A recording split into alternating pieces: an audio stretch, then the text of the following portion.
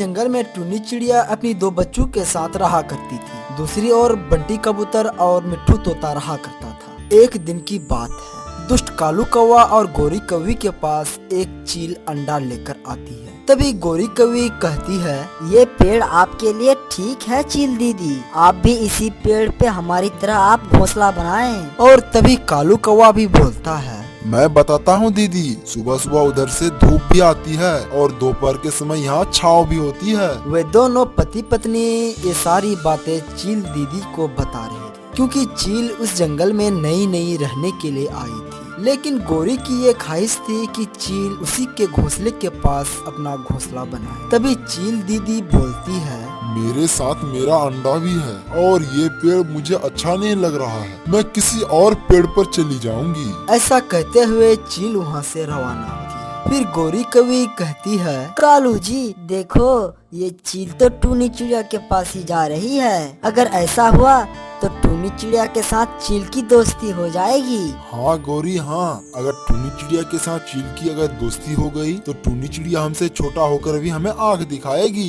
गोरी जल्दी कुछ करो। चील एक अंडे लेकर टूनी चिड़िया के पास पहुंचती है। वहीं टूनी चिड़िया एक अंडे के साथ बैठी हुई थी। टूनी चिड़िया, मैं एक घोंसले की तलाश में हूँ, क्या मैं इस घोंसले में रह सकती हूँ? हाँ दीदी, ये घोंसला मेरा ही है और काफी दिनों से ये खाली पड़ा हुआ है। अगर आप चाहे तो इसमें रह सकती हैं। मुझे ये पेड़ बहुत पसंद आया टूनी चिड़िया, हम दोनों बहनों की तरह ही रहेंगे, क्योंकि तुम्हारा एक अंडा है और मेरा भी एक अंडा है। और एक बात टूनी, कभी तुम भोजन लेकर आया करना और कभी मैं भोजन लेकर आया करूँगी। हाँ बहन, मुझे आपके साथ रहकर बहुत अच्छा लगेगा। मैं आपका हर तरह से सहायता करने की कोशिश करूँगी। तभी टूनी चिड़िया और चील अपने अपने घोंसले में अपना अपना अंडा लेकर रहने लगा। एक दिन टूनी चिड़िया और चील भोजन लाने के लिए साथ में जा रही थी। टूनी चिड़िया चील को एक नदी के किनारे धान के खेत में लेकर जाती है। चील दीदी, हम यहाँ से चावल लेंगे और यहाँ पे फलदार पेड़ भी हैं। इतने में वहाँ पे गोरी कौवी आ जाती है। रुको रुको चिड़िया, तुम अच्छे से जानती हो कि ये धान का पौधा हमारा है। अरे गोरी बहन, ये जंगल की नदियाँ, ये पेड़, ये फल,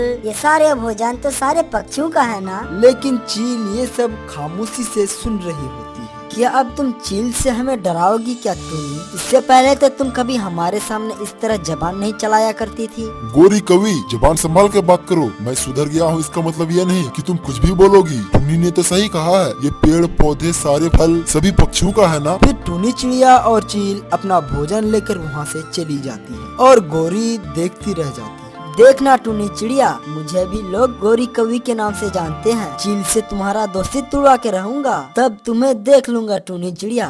बड़ी आई चील से दोस्ती करने वाली। ऐसे ही कुछ दिन बीत जाते हैं। फिर टूनी चिड़िया और चील नदी पर पानी पीने के लिए आती है। गोरी कौवी उन्हें छुपकर देख रही थी। गोरी कौवी जल्दी से उनके घोंसले की तरफ जाती है और जल्दी से अंडा उठाकर टूनी चिड़िया का अंडा चील के घोंसले में रख देती है और चील की अंडा टूनी चिड़िया के घोंसले में रख देती है। शुरुआत तो हो गई टूनी चिड़िया, अब देखना हो तुम दोनों की कैसे दोस्ती नहीं टूटती है। या कहकर गोरी कौवी वहाँ से चली जाती है। जब टूनी चिड़िया और चील पानी पीकर अपने घोंसले पर आती है तो उन्हें पता ही नहीं चलता कि उनका अंडा अदला बदला किया गया है। फिर टूनी चिड़िया चील से कहती है, चील दीदी, तुम्हारे अंडे से बच्चा कब तक निकलेगा? टूनी चिड़िया, अभी 5 दिन बाकी है, लेकिन टूनी चिड़िया, तुम्हारे अंडे से कब तक बच्चे निकलेंगे? मेरे अंडे से बच्चे निकलने में तो अभी 3 दिन बाकी है। वे सब अपने घोंसले में बैठे बैठे ऐसे ही बातें कर रहे थे। दूसरे दिन चील अपने अंडे पर बैठी हुई थी। तभी उसे अपना अंडा ज्यादा गर्म होने का महसूस होता है। इस वजह से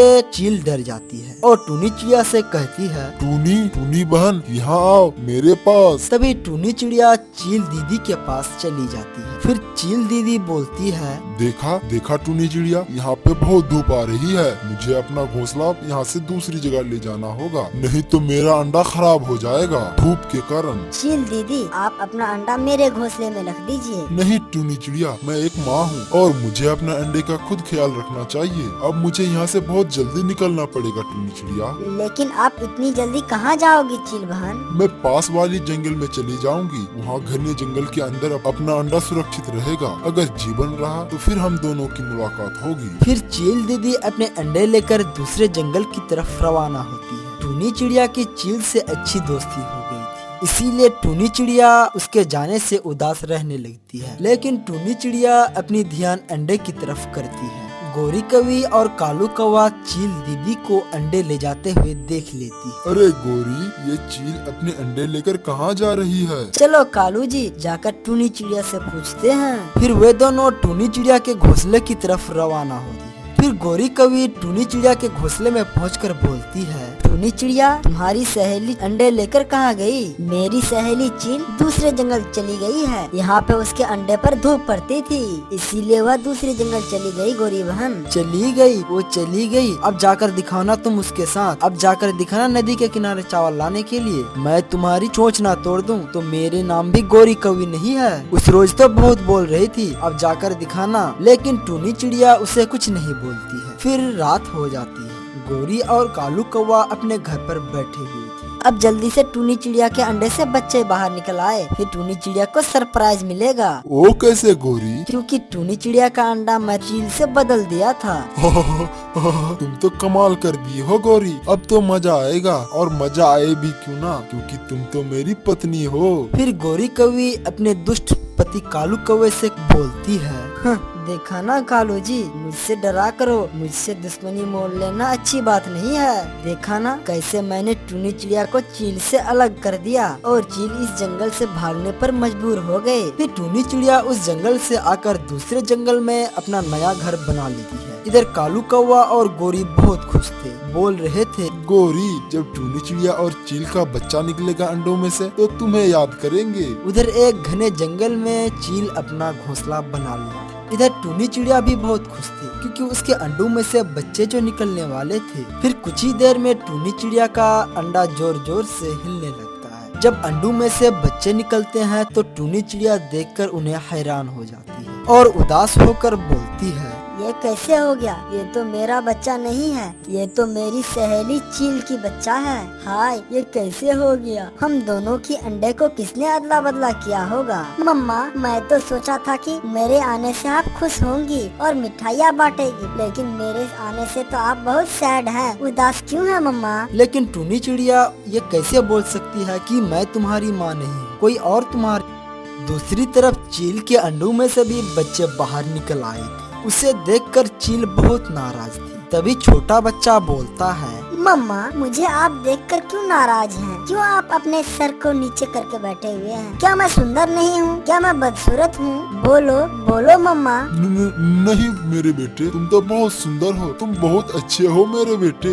ये कैसे हुआ? मेरे सहेली के साथ मेरा अंडा कैसे बदल गया? हो ना हो ये गोरी का काम होगा। मम्मा, मुझे कुछ खाने दो। मम्मा, मुझे भूख लगी है। ठीक है मेरे बेटे, मैं तुम्हारे लिए अभी कुछ भोजन लेके आती हूँ। फिर चील वहाँ से भोजन लाने के लिए चली जाती है और अपने बेटे यानी अपने सहेली के बेटे के लिए कुछ फल लेकर आती है। और इधर टूनी चिड़िया भी अपनी बेटी मतलब अपने सहेली की बेटी को मीठे फल खिलाती है। लेकिन टूनी चिड़िया अभी तक खुश नहीं थी, उसकी मुंडी तो नीचे लटकी हुई थी। मम्मा, मैं नहीं खाऊंगा जब तक आप खुश नहीं होंगी, अपने सर को ऊपर नहीं उठाएंगी, मैं खाना नहीं खाऊंगा। फिर जैसे तैसे टूनी चिड़िया अपना सर ऊपर उठाती है और अपने बच्चे को खुश दिखाने की कोशिश करती है और बोलती है, बेटा, अब मैं खुश हूँ, लो ये फल तुम खा लो। फिर रात हो जाती है। फिर कुछ दिनों के बाद मिट्ठू तोता, बुलबुल और कबूतर को ये सारी बातें पता चल जाती है। फिर मिट्ठू तोता, कबूतर और बुलबुल टूनी चिड़िया के पास जाती है।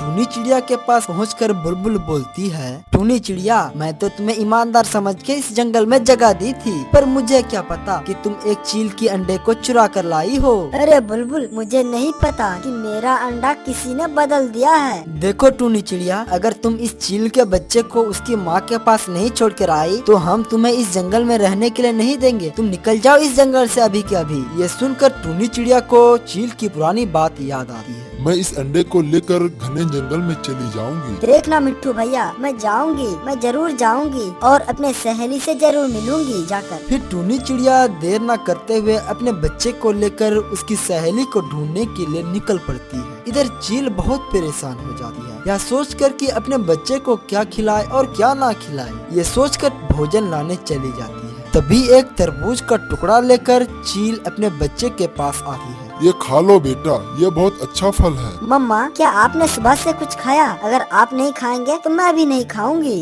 बच्चे के ये बोलने से चील अपने बच्चे के साथ तरबूज खाने लगती है। इधर टूनी चिड़िया भी जंगल से स्ट्रॉबेरी लाकर अपने बच्चे को खाने के लिए देती है। तभी टूनी का बच्चा बोलता है, मम्मा आपने तो मुझे खाने के लिए दे दिया, लेकिन आपने क्या खाया है? मुझे भूख नहीं है मेरे बेटे, तुम खा लो। देखो मम्मा, अगर आप ये फल नहीं खाओगे तो मैं भी नहीं खाऊंगा। फिर मजबूर होकर टूनी चिड़िया अपने बच्चे के साथ भोजन करने लगती है। भोजन करने के बाद टूनी चिड़िया अपने बच्चे को लेकर अपने सहेली को ढूंढने के लिए निकल जाती है। फिर शाम हो जाती है और रास्ते में उसे एक घोंसला दिखाई पड़ता है। तभी टूनी चिड़िया बोलती है, सो जाओ बेटा, रात हो गई है, फिर हम कल सुबह यहाँ से निकल जाएंगे।